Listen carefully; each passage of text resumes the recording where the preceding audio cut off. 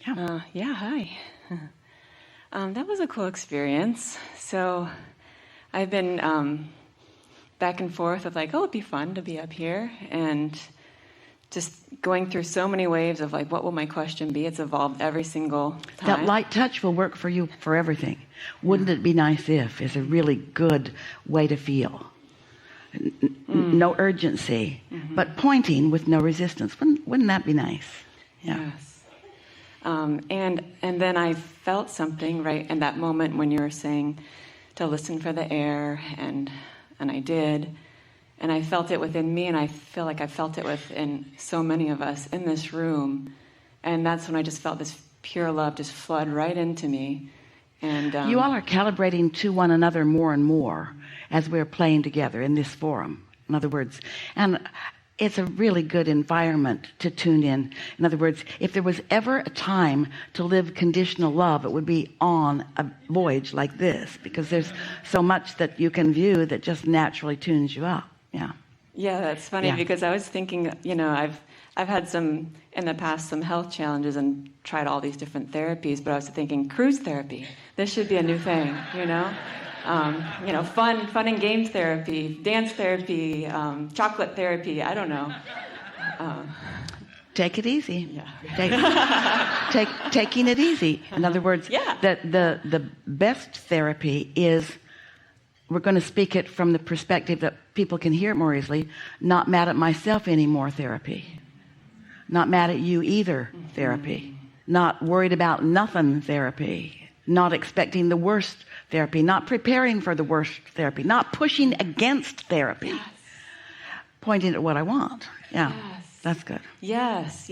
I was figuring, so in this journey where I was looking to other people for a while for answers to what was, wrong with me, when I finally came back to the sense of like, it's just coming back to myself, and not necessarily having to reach for the most joyful feeling, but just being me. And that's really what has... We want to give you something here, all of you. This is a really important conversation to have. It's going to free you up from a lot of things, every one of you. So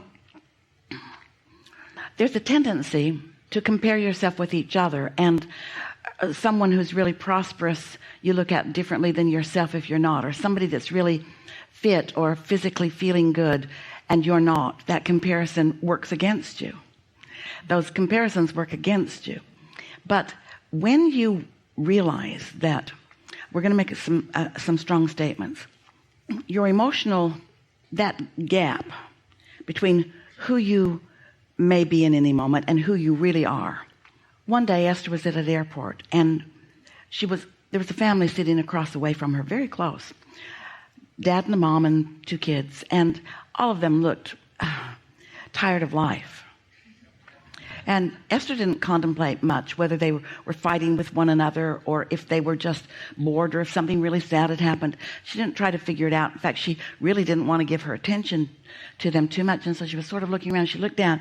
There was a magazine next to her on the table, and it was a picture. It was like a news magazine. It was a picture of the same 4 people, not those same 4 people, but the same configuration. Dad and mom and kids about the same ages. And they were running toward a camera with a disaster happening behind them. They were fleeing from something awful. And Esther looked at how alive they looked. And then she looked at how not alive they looked. And she thought, I'd pick this. And so what we're getting at is the path of least resistance is different for every one of you, and it's different for you in different moments in time. And so this is what we want you to hear, that let's say that you have something that's really, really troubling you, a big event, a bankruptcy, or maybe someone is suing you, or something that feels very strong to you, and you feel this harsh emotion within you that feels like, maybe it feels like anger, maybe it feels like resentment, maybe it feels like fear for this big event. But for events that, comparatively speaking, aren't that big, you all feel some of those same emotions. In other words, what we're saying to you is, the more you want something, the more its absence is disturbing to you. The more you have become something, the more not letting yourself be it. And so we say all of that to you. We think that you absorbed that pretty well in order for you to hear this statement. Moving in the emotional scale is pretty much the same for everybody, no matter what's going on. There will always be a reason to move. So this is our way of saying, don't let something that's going wrong, as you say, with your physical body be the big hairy deal that everybody wants to make something going wrong with your body is. It's really not so different than things that on a human scale would seem much less important. And that's why when parents say to kids, why are you making such a big deal out of this? The correct answer from them is, because it is a big deal to me and you don't know. Nobody can know the difference. Nobody knows about your marbles. Nobody carries around exactly the same marbles, and nobody can accurately evaluate where you are in any process. And so stop asking people and stop comparing yourself to other people. Do anything and everything you can do to make yourself all right where you are. All right, because here is where I am. So we like to say it this way. How you feel is how you feel, and how you feel is what you get. And it's okay. And how you feel is how you feel, and how you feel is what you get. And it's okay. And how you feel is how you feel, and you can change how you feel, and how you feel is okay.